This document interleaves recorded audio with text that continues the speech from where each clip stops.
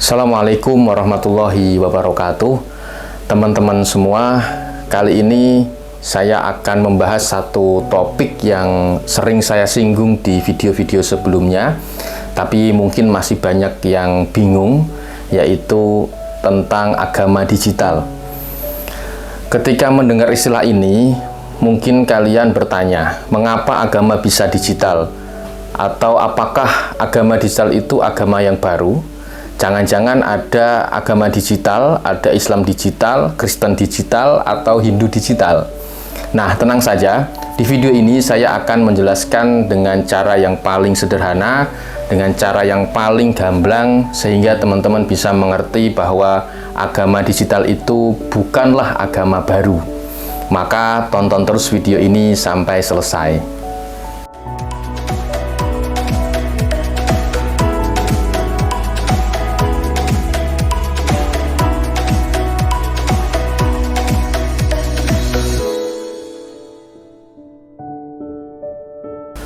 Jadi begini, apa itu agama digital? Pertama, kita mulai dari definisi yang paling sederhana. Agama digital itu adalah bagaimana agama, praktek keagamaan, dan ekspresi ketuhanan berinteraksi dengan teknologi digital. Singkatnya, dahulu orang belajar agama harus datang ke tempat ibadah, harus ke pengajian atau ke pesantren. Sekarang, cukup buka internet, buka YouTube, Instagram, atau TikTok, atau Google, kita bisa mendengarkan atau mendapatkan materi-materi tentang agama. Dulu, untuk bertanya hukum fikih, kita mencari kitab, bertemu dengan kiai. Sekarang, tinggal ketik di Google misalnya, apa hukum ini dan itu. Dan dalam beberapa detik saja, ratusan jawaban muncul. Jadi, agama digital adalah bagian dari transformasi cara beragama di internet. Kenapa agama digital penting untuk dipahami? Sekarang pertanyaannya, kenapa kita harus repot-repot membahas ini? Ya, yang pertama, karena fakta hari ini hampir seluruh umat beragama di dunia, termasuk umat Islam di Indonesia, sudah berinteraksi dengan agama melalui digital media.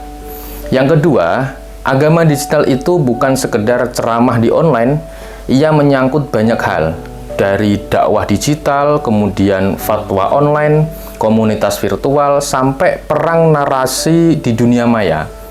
Kemudian ketiga, tanpa pemahaman yang benar, agama digital bisa jadi pedang bermata dua. Di satu sisi itu memudahkan, tapi di sisi lain justru memunculkan problematika baru, seperti adanya hoax, disinformasi, radikalisme, hingga komersialisasi agama.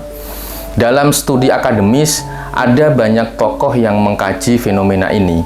Satu yang mungkin paling sering disebut adalah Heidi Campbell, seorang profesor dari Texas America University.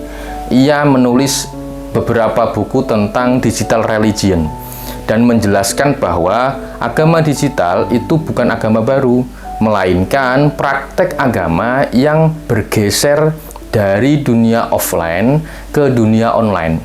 Jumlah peneliti juga melakukan penelitian juga. Jadi mereka kemudian menunjukkan bagaimana media sosial itu dipakai memobilisasi identitas agama tertentu.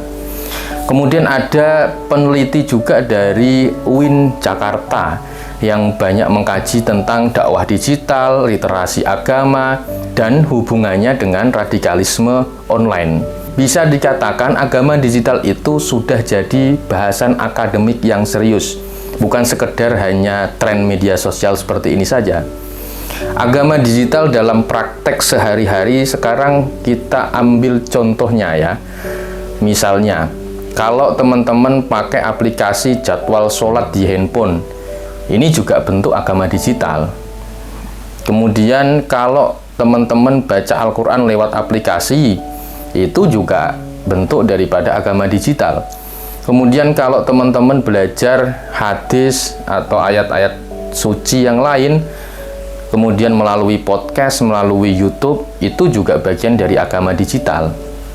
Tapi di saat yang sama, ada praktek yang juga lebih kompleks, tidak sesederhana itu. Misalnya, fatwa digital. Ketika orang bertanya hukum agama lewat chat WhatsApp atau website begitu, kemudian komunitas online seperti grup Facebook, grup pengajian online, atau forum religius lewat Telegram, WA, dan seterusnya, hingga influencer religius, ustadz atau dai yang populer di YouTube, di TikTok, di Instagram. Ini semua adalah bagian dari ekspresi agama digital.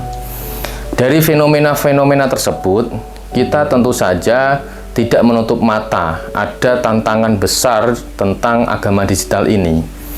Contohnya, yang pertama, siapa otoritas agama di era digital? Ketika siapa saja bisa bikin konten, apakah setiap orang kemudian boleh memberikan fatwa? Nah, ini menjadi problem yang serius. Di video saya sebelumnya sudah sempat saya bahas. Kedua, fragmentasi umat. Di media sosial sering membuat kita hidup di echo chamber. Banyak mendengar yang tidak kita suka. Hasilnya, umat Islam mudah terbelah. Ada kelompok Islam liberal digital dan Islam konservatif digital. Kemudian yang ketiga, tantangannya adalah berupa komersialisasi agama. Banyak konten agama yang kemudian dipakai untuk kepentingan bisnis, sensasi, atau hanya sekedar clickbait. Yang keempat adalah tantangan radikalisme online. Ini yang paling berbahaya. Internet itu dipakai sebagai ladang rekrutmen untuk ideologi ekstrim. Nah, dari beberapa tantangan-tantangan tersebut, kita juga melihat adanya peluang besar dengan keberadaan agama digital. Yang pertama, dakwah lebih mudah diakses.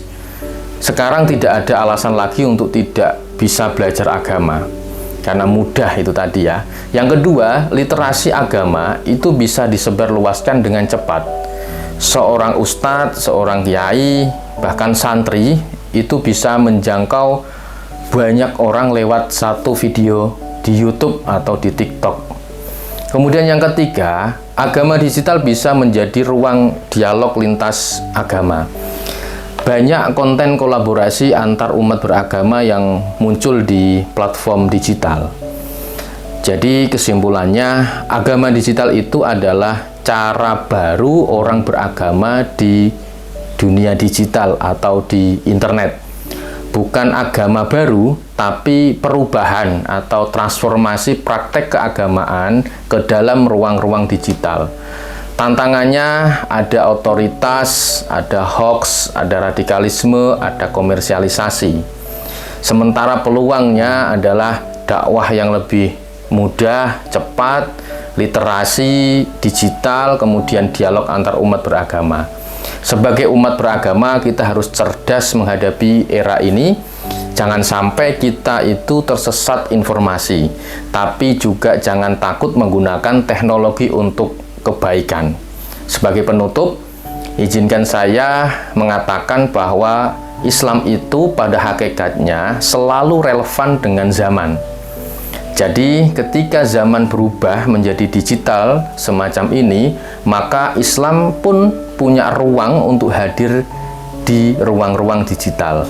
Saya Wahyu Khairuzaman, sampai jumpa di video berikutnya. Assalamualaikum warahmatullahi wabarakatuh.